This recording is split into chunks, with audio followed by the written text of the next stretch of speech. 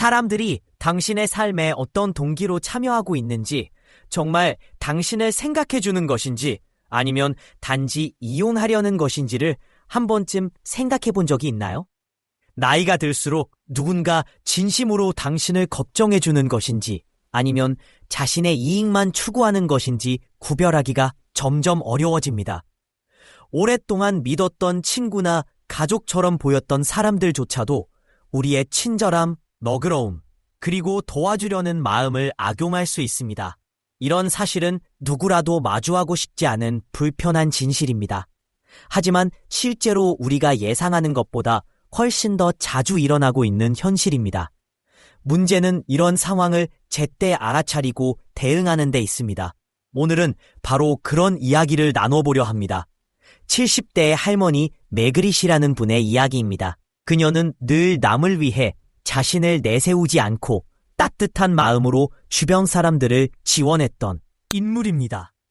특히 헬렌이라는 평생의 친구와의 관계는 오랜 세월 동안 변함없이 굳건해 보였습니다. 그러나 매그릿의 건강이 악화되기 시작하자 충격적인 사실을 알게 됩니다. 헬렌은 이제 그녀에겐 다가오지 않았습니다. 오히려 헬렌은 자신이 무언가 필요할 때만 나타났다는 것을 깨닫게 된 것이죠. 돈, 부탁, 감정적 지지 등이 모두 그녀의 목적에 따라 이루어진 것이었습니다. 매그릿은 결국 배신감과 피로감을 느끼며 깊은 실망 속에 빠졌습니다. 그녀의 선의는 소중히 여겨지기는커녕 악용당했다는 사실에 마음이 찢어지는 듯했습니다. 이는 우리에게 중요한 교훈을 줍니다. 조기의 경고 신호를 알아차리는 것은 미래의 아픔을 막을 수 있다는 것입니다. 오늘날 많은 사람들이 노년기를 맞이하면서도 여전히 인간관계에서 신뢰와 사랑을 기대합니다. 그러나 동시에 이러한 시기에 더욱더 유의해야 할 사용당하고 있는지를 알려주는 몇 가지 징후들이 존재합니다. 지금부터 7가지 경고 신호를 살펴보며 여러분의 관계 속에 그러한 패턴이 존재하지 않는지 함께 고민해 보겠습니다. 1. 항상 돈이나 선물을 요구한다.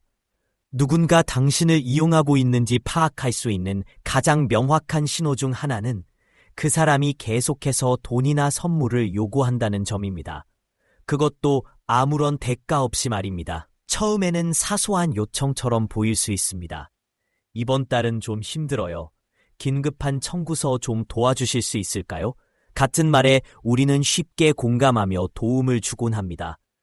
하지만 시간이 지나면서 그 요청은 점점 반복되고 마침내는 일종의 습관처럼 느껴질 정도로 자주 발생하게 됩니다. 존이라는 은퇴한 교사의 사례를 들어볼까요? 그는 조용한 삶을 즐기고 있었지만 이웃 프랭크는 자주 찾아와 여러 핑계로 돈을 빌렸습니다. 전기요금 연체, 차량 수리비, 의료비까지 존은 선량한 마음에 이를 마다하지 않았습니다. 그러나 얼마 지나지 않아 작은 도움은 자주 반복되는 강요로 바뀌었습니다. 매 몇 주마다 프랭크는 또 다른 위기를 만들어내며 문을 두드렸습니다. 그런데 이상한 점은 프랭크의 생활 방식이 전혀 어렵지 않다는 것이었습니다. 그는 자주 외식을 하고 새 옷을 사며 여행까지 다녔습니다. 결국 존은 눈치채게 되었죠. 프랭크는 정말 힘든 게 아니라 자신의 편리를 위해 존의 선의를 악용하고 있었다는 것을 말입니다. 이것이 바로 조작의 전형적인 형태입니다. 자신을 이용하려는 사람들은 종종 감정을 자극하는 설득력을 갖춘 이야기를 만듭니다. 정말 미안한데 당신 말고는 믿을 사람이 없어요. 같은 표현은 당신에게 죄책감이나 책임감을 느끼게 하도록 설계되어 있습니다.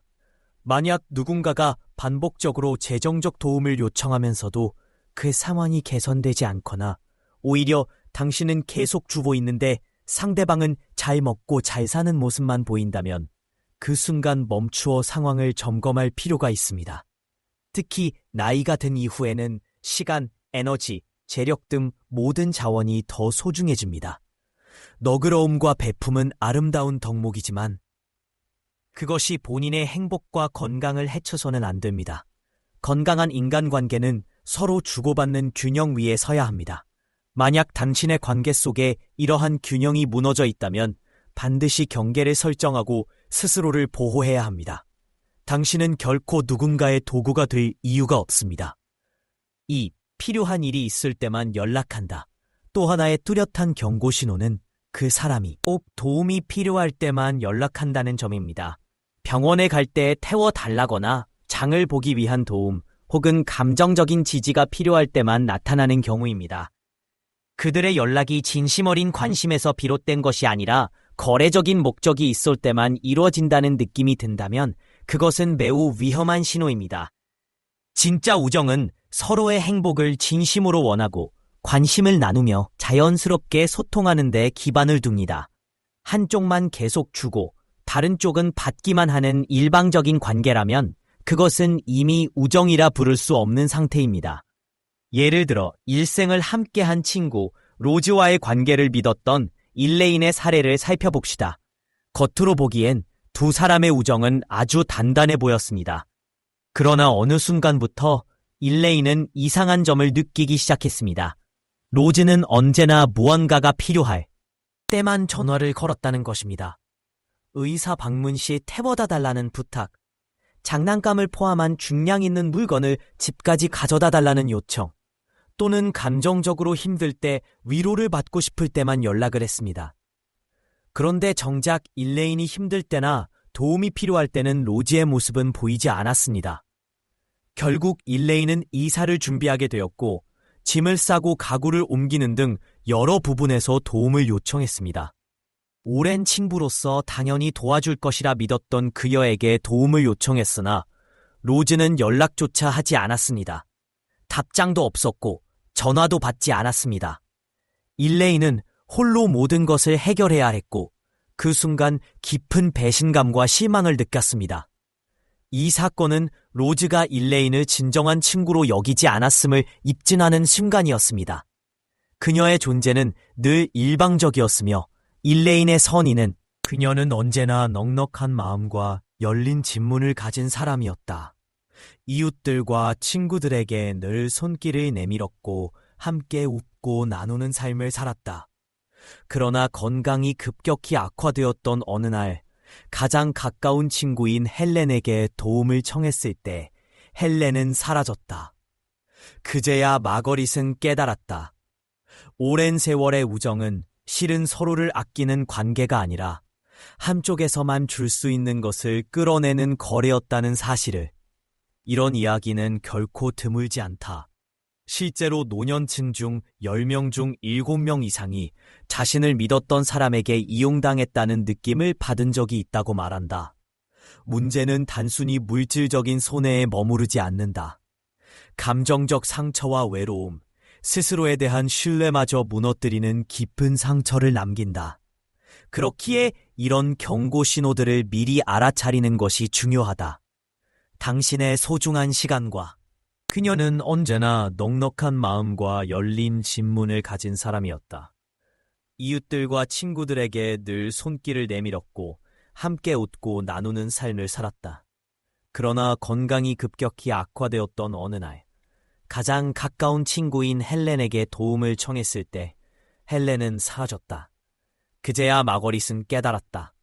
오랜 세월의 우정은 실은 서로를 아끼는 관계가 아니라 한쪽에서만 줄 수 있는 것을 끌어내는 거래였다는 사실을. 이런 이야기는 결코 드물지 않다.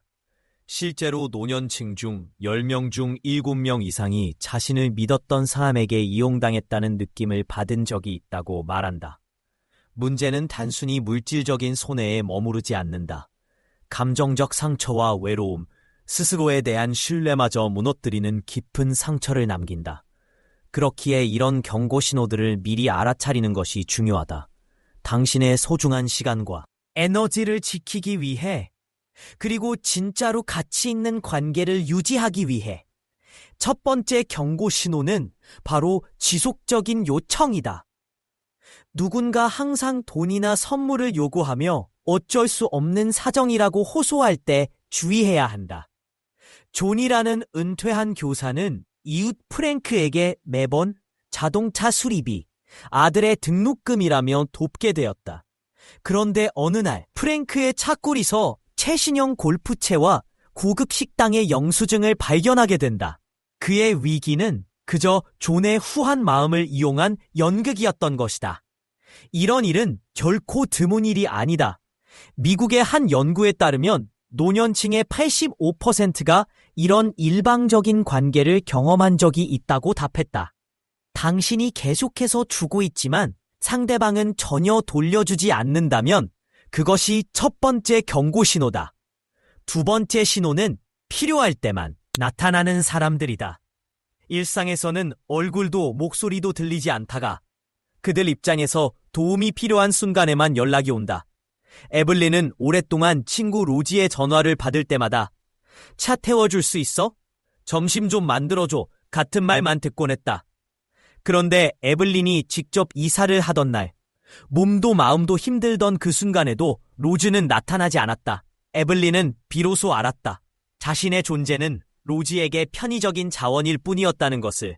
이런 일방적인 인간관계는 노년층의 외로움을 40% 이상 증가시킨다는 통계도 있다. 만약 당신에게 걸려오는 전화들이 항상 부탁으로 시작한다면 그것은 우정이 아닌 계산된 접근일 수 있다. 세 번째로 주목할 점은 당신의 존재 자체보다 당신이 할 수 있는 것에 더 관심을 갖는 사람들이다. 진짜로 당신을 아끼는 사람은 당신의 성격, 생각, 감정을 공유하려 하고 당신이 기쁠 때 함께 웃고 슬플 때 함께 울어주는 사람이다. 그러나 이용하는 사람들은 당신이 얼마나 많은 것을 줄 수 있는가에만 집중한다. 마거릿 역시 헬렌이 그녀의 생일을 잊거나 그녀의 이야기에 무심한 반응을 보일 때마다 작은 의심을 했지만 쉽게 받아들였다.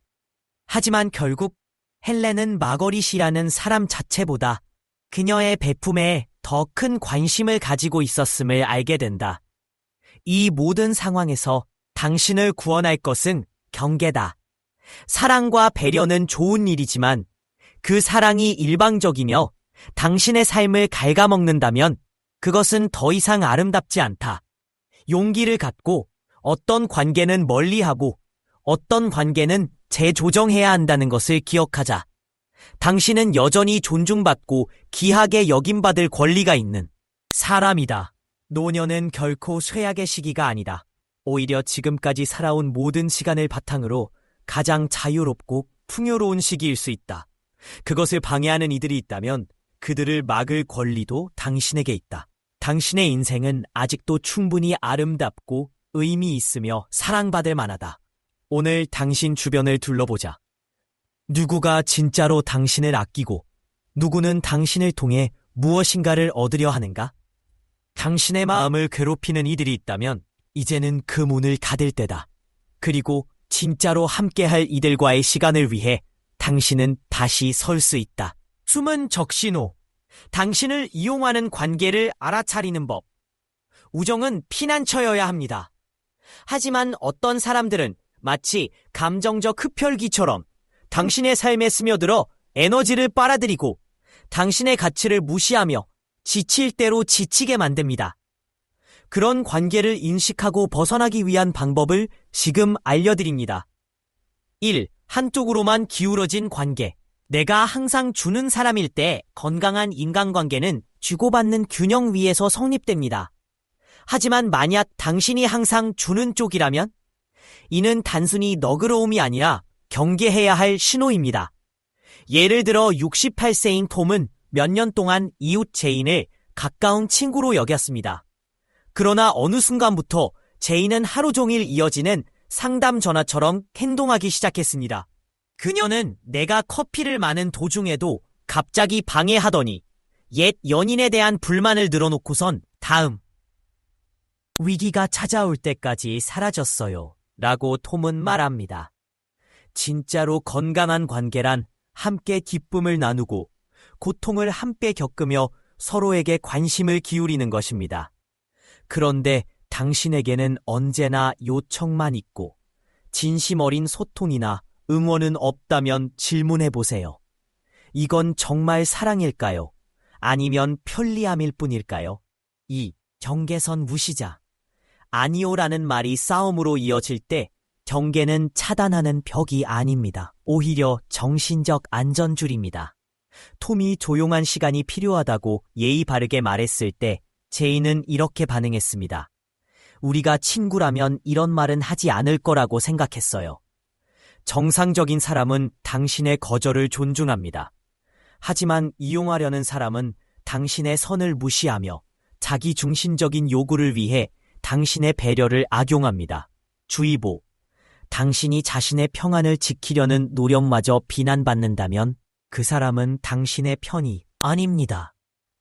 주목받기를 독차지하는 사람들. 모든 대화가 그들의 이야기로 끝날 때 당신이 이야기를 하고 있는데 상대방이 계속해서 자신 얘기로 화제를 돌리지는 않나요? 어떤 사람들은 모든 대화를 자신의 이야기로 장악하며 당신의 경험은 별것 아닌 일로 축소시키곤 합니다. 사라의 경우를 보겠습니다. 그녀가 오랜 친구 마샤에게 승진 소식을 들뜬 마음으로 전하자 마샤는 한마디로 상황을 뒤집었습니다. 정말 잘 됐다. 근데 요즘 남자친구가 바람을 피우는 것 같아 너무 스트레스 받아. 순식간에 사라의 기쁨은 마샤의 고민 상담으로 변해버렸습니다. 이런 패턴은 단순히 이기적인 것이 아니라 정서적으로 큰 부담을 안깁니다. 시간이 지날수록 당신은 스스로의 존재감을 의심하게 되고 자신의 감정이 중요하지 않은 것처럼 느껴지게 됩니다. 진짜 친구는 당신의 이야기를 듣고 당신의 성공을 진심으로 축하하며 지원을 받기보다 먼저 당신을 세워줍니다. 4. 업적 탈취자. 당신의 성공을 자신의 공으로 돌리는 사람들. 또 다른 미묘하지만 해로운 행동은 바로 당신의 성취를 자신의 것으로 돌리는 사람들입니다. 직장에서도, 친구 사이에서도, 또는 사회적 모임 속에서도 일부 사람들은 당신의 노력을 희미하게 만들며 자신이 한 것처럼 꾸밉니다. 예를 들어 열심히 준비한 프로젝트를 발표했는데 동료가 우리 모두가 함께했다며 당신의 기여를 묻어버리는 경우, 혹은 친구 모임에서 개인적인 성과를 말했더니 누군가가 그것을 자신의 공으로 돌리는 상황. 이러한 행위는 점점 당신의 자신감을 앗아가고 당신이 눈에 보이지 않는 존재처럼 느껴지게 만듭니다. 진짜 우정에서는 성공은 함께 나누는 기쁨이지 빼앗는 전리품이 아닙니다. 당신을 진심으로 아끼는 사람은 당신을 높여줄 사람이지 발밑에서 무너뜨릴 사람이 아닙니다. 5. 죄책감 유발자. 감정적 협박을 관심이라고 포장할 때 가장 교활한 수법 중 하나는 바로 죄책감을 유발하는 것입니다. 상대방은 당신의 공감 능력을 이용해 자신의 목적을 이루려 합니다. 정말 실망이야. 네가 내 편이라면 이런 말은 안 할 거라고 생각했어. 사라가 또다시 마지막 순간에 약속된 운전 요청을 거절했을 때 마샤가 한 말입니다. 이런 말들은 당신의 배려를 악용해 당신을 조종하려는 전형적인 감정적 압박입니다. 진짜로 좋은 관계는 죄책감이 아니라 신뢰와 존중 위에 서 있습니다. 당신은 무엇을 할 수 있을까? 이러한 적신호들을 인식하는 것은 당신의 감정 에너지를 보호하는 첫걸음입니다. 그러한 관계를 식별했다면 명확한 선을 긋거나 필요하다면 완전히 떠나야 할 수도 있습니다. 당신을 지지해주고 경청하며 진심으로 아껴주는 사람들과 함께하세요. 당신은 균형 잡힌, 존중받는, 따뜻한 관계를 누릴 자격이 있습니다. 누구도 당신에게 다르다고 믿게 하지 마세요. 자신을 아끼는 만큼 자신의 가치를 모르는 사람들에게 시간, 에너지, 사랑을 낭비하지 마세요. 기억하세요. 당신은 다른 사람들의 감정적 요구를 채우기 위해 여기 있는 것이 아닙니다. 당신의 존재는 소중하고 당신의 감정은 중요하며 당신의 삶은 균형 잡힌 사랑과 존중을 받을 권리가 있습니다. 잔잔한 반주가 흐르며 내면을 돌아보게 하는 분위기를 연출합니다. 보이지 않는 실 감정 조작은 어떻게 우리를 움직이는가? 당신의 친절함이 점점 얇아지는 느낌, 혹은 누군가 당신의 너그러움을 끊임없이 당겨서 선물이 아닌 짐이 되도록 혹시 있으신가요? 그런 순간들을 겪는 건 되코 당신 혼자만이 아닙니다. 자원을 기꺼이 내어줬다가 정작 이제 그만하겠다고 말할 때 죄책감을 느끼게 되는 상황에 직면하곤 합니다. 이는 매우 익숙한 패턴이며 많은 이들이 자신에게 문제가 있는 건 아닌지 스스로 의심하게 만듭니다.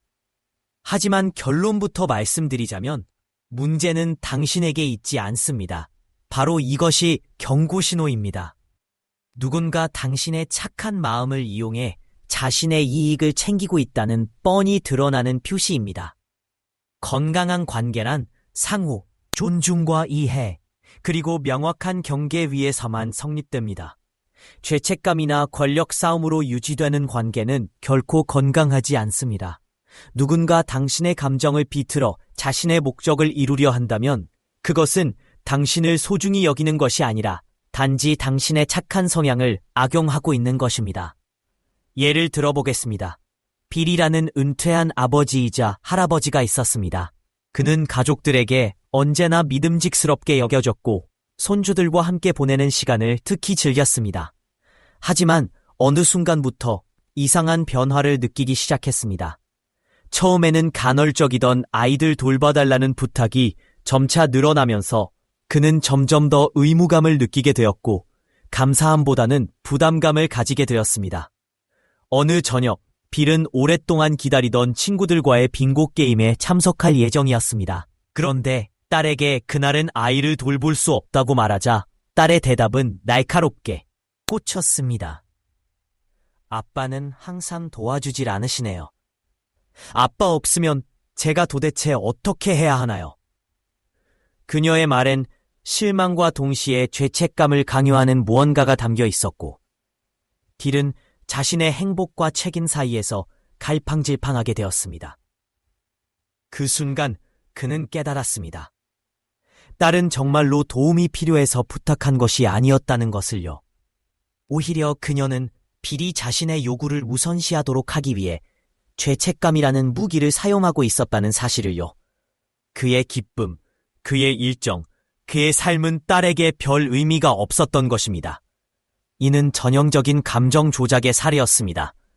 당신의 친절함을 지렛대로 삼아 당신을 움직이게 만드는 방식이죠.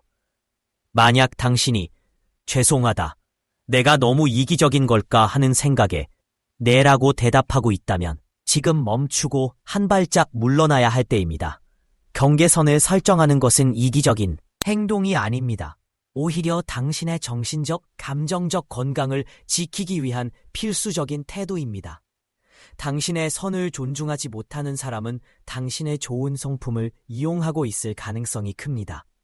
죄책감에 얽매여 결정을 내리지 마세요. 당신의 평온 역시 중요합니다. 당신의 시간은 소중하다. 누구도 그것을 낭비하게 두지 마라. 세월이 흐르면서 우리는 점점 더 시간의 가치를 절실히 느끼게 됩니다. 더 이상 무한한 시간을 가진 것이 아니기에 우리가 가진 각각의 순간은 더욱 특별해집니다. 그렇다면 왜 누구든 당신의 시간을 함부로 다룰 수 있어야 할까요? 몇 달이 지나면서 루실은 불편한 경향을 알아차리기 시작했습니다. 마리언은 거의 항상 약속 시간보다 20, 30분 늦게 나타났고 그것도 모자라 어물쩍 넘어가려 했습니다. 처음엔 루실이 그냥 바쁘거나 일이 생긴 거라고 생각했습니다.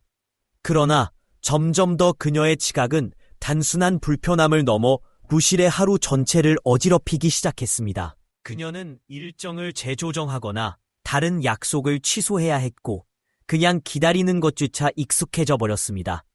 마리언은 루실의 시간이 얼마나 귀중한지를 전혀 고려하지 않았습니다. 오히려 루실이 항상 대기 상태일 것이라고 당연시 여기는 듯했습니다. 누군가 당신의 시간을 줄곧 무시한다면 그것은 단지 예의 없는 행동이 아니라 당신의 우선순위와 경계를 존중하지 않는 태도입니다. 특히 나이가 들수록 시간은 더 제한적이며 남들이 당신의 시간을 함부로 낭비하게 두면 결국 후회와 원망으로 변할 수밖에 없습니다. 당신의 삶을 계속 타인의 기분에 맞춰 조정하고 있다면 스스로에게 이렇게 물어보세요. 나는 주는 것보다 받는 것이 더 많은가? 기억하세요. 당신의 시간은 다른 사람의 시간만큼이나 소중합니다. 진짜 친구라면 당신의 시간을 존중하며 약속된 장소에 맞춰 찾아오고 당신을 배려할 것입니다. 자신감을 훔쳐가는 조용한 도둑. 이제 가장 교묘하면서도 파괴적인 형태의 감정 조작, 가스라이팅에 대해 이야기해 보겠습니다. 이 심리적 전략은 상대방이 자신의 기억, 인식, 현실 자체를 의심하게 만들며 서서히 자신감을 무너뜨립니다. 시간이 지날수록 피해자는 혼란스러워지고 자신감을 잃으며 자신의 생각조차 믿지 못하게 됩니다. 그리고 가장 끔찍한 점은 조작을 가하는 사람이 점점 더 힘을 가지게 되고 피해자는 자신을 잃어버린다는 것입니다.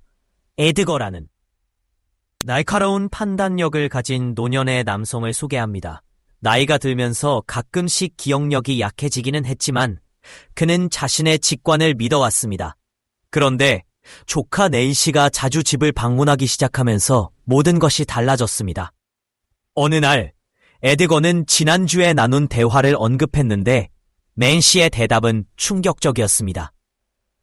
그런 일은 없었어요, 에드거 삼촌. 삼촌이 잘못 기억하고 계신 것 같아요. 에드거는 얼어붙었습니다. 자신이 현실을 제대로 파악하지 못하고 있는 걸까? 낸시의 무심한 말투는 그의 머릿속에 의심의 씨앗을 심었습니다. 이후에도 방문할 때마다 같은 일이 반복되었습니다. 에드거가 제기한 어떤 우려도 상상일 뿐이라며 일축되었고 그의 기억력은 계속 의심받았습니다. 그렇게 낸시는 천천히 에드거의 자신감을 갉아먹었고 그는 무엇 하나 확신하지 못하게 되었습니다. 가스라이팅은 단지 답답한 정도가 아닙니다. 그것은 위험합니다. 그것이 당신에게 어떤 감정을 불러일으키는지 성찰하세요. 당신은 피로해지지 않았나요? 무시당하고 있다고 느끼지 않았나요? 자신감을 잃어가고 있지는 않나요? 마지막으로 당신의 접근법을 수정하세요. 확고한 경계를 설정하고 당신의 필요를 분명히 전달하며 당신을 존중하고 격려해주는 사람들과의 관계를 중심으로 살아가세요. 당신의 건강이 중요합니다. 당신의 시간이 소중합니다. 당신의 목소리는 분명히 들려야 합니다. 당신은 아무도 아닌 오롯이 당신 자신을 위해 살아갈 권리가 있습니다.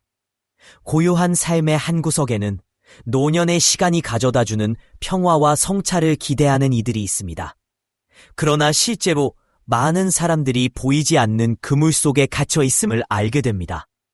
그것은 너무도 섬세하게 엮인 조작의 실로 때로는 사랑으로 착각하기도 합니다. 이러한 감정적 조작은 극적인 배신이 아니라 오히려 우리가 가장 신뢰하는 사람들 사이에서 그것이 당신에게 어떤 감정을 불러일으키는지 성찰하세요.